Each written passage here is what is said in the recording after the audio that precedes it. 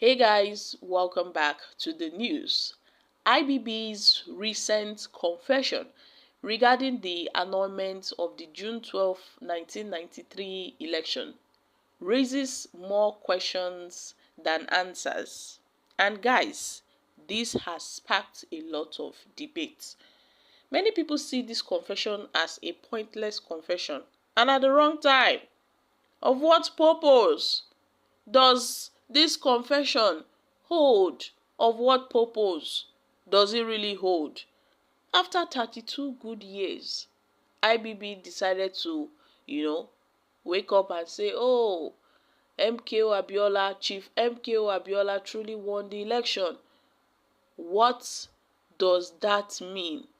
And how does it benefit Nigerians? How come he's now accepting the truth now that it's already too late? Many people see the confession as needless, that it doesn't really matter if he's confessing now, that the past cannot be changed. The past cannot be changed. Nobody can go to the past and say, oh, Abiola truly won the election, let's make him president, even after they've made that confession. I mean, nothing was done to really honor Chief MKO Abiola. I guess they are just going to sweep this under the carpet. And after some time, Nigeria would forge ahead. Because so many persons are saying, now that IBB has openly admitted that Chief MKO Abiola truly won the election, then he should be declared the president of Nigeria.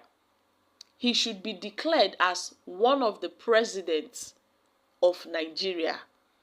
So, in the list of, Nigeria's leaders, past leaders, MKO Abiola's name should be added. That's what many people are, asking for.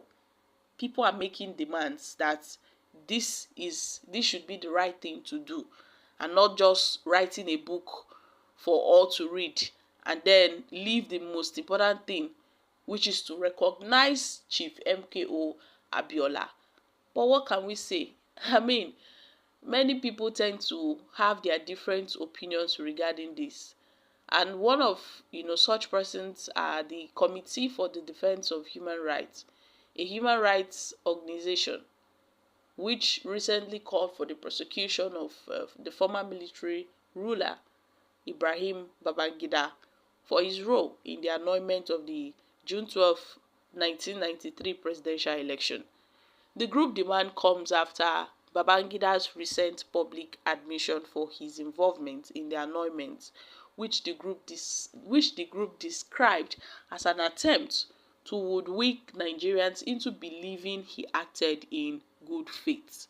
According to a statement issued by the group, the Babangida's actions can be viewed as a bizarre socio-political and moral assault on Nigerians, undermining democracy and resulting in widespread human rights abuse. The organization, in a statement signed by its president, Debo, emphasized that the annulment was a coup d'etat against the administration of MKO Abiola, who was denied his rightful victory. So they are saying that IBB should be prosecuted, that all these things, should not go in vain. They viewed the June 12 election as an unfair exercise, going by all the shenanigans that preceded the election. And they've come to a conclusion that at this point, all those involved in the June 12 shenanigans should have been prosecuted. They shouldn't be tolerated. But what can we say? I mean, a lot of people have their own opinions. Some may say, of what purpose does his administration serve at this, critical moment in Nigeria's history, where the country is grappling with its worst economic crisis in decades, and Nigerians are more concerned with survival than licking past wounds or tending to past wounds.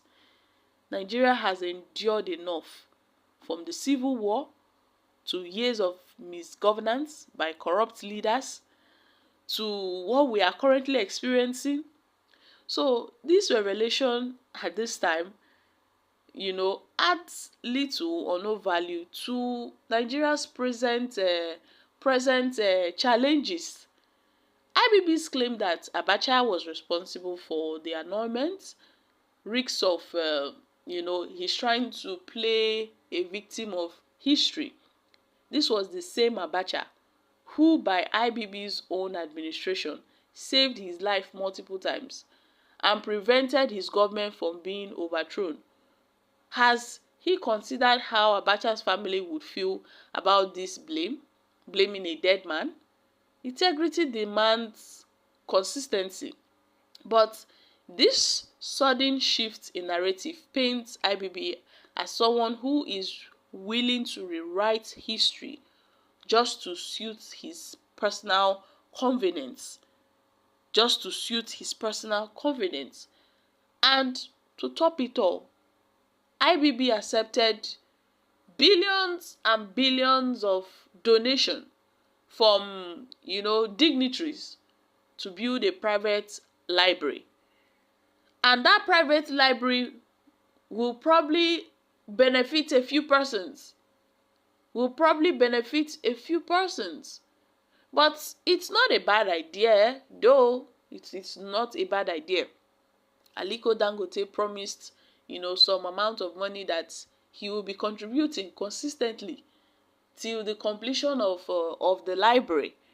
And many people, have questioned such contributions, that it is quite painful that in that particular state where IBB comes from, there are so many out of school children. There are, poor healthcare facilities, lack of basic infrastructures and all of that. And imagine how much billions of naira being pumped into a library. What can we say? Everybody with their own opinions. While others may say, oh, it's a very nice initiative. A library, yes. A library is like a powerhouse of knowledge where people go to gain more knowledge. But at the end of it all, IBB's confession does not rewrite, history. It doesn't rewrite history in any way. He has just reminded Nigerians, it's just like he has just reopened old wounds. And him doing this, kind of, in a way, in some people's eyes, this have weakened his legacy. While others may say, okay, this has strengthened his legacy. But guys, what are your thoughts on this? The annulment of June 12 election led to several human rights violations, including arbitrary arrests, political assassination, suppression of press freedom, and so many other things. And now Chief, IBB coming to say, oh, this is why he did this, and all of that. Many people have been saying, no, we must hold this man accountable for his actions, for his crime. Who is going to hold him accountable? Nobody. So those that are calling for his prosecution, well, we all know we are living in Nigeria, and it may not come to pass, It may not come to pass. So guys, I'm dropping here. Kindly share your thoughts on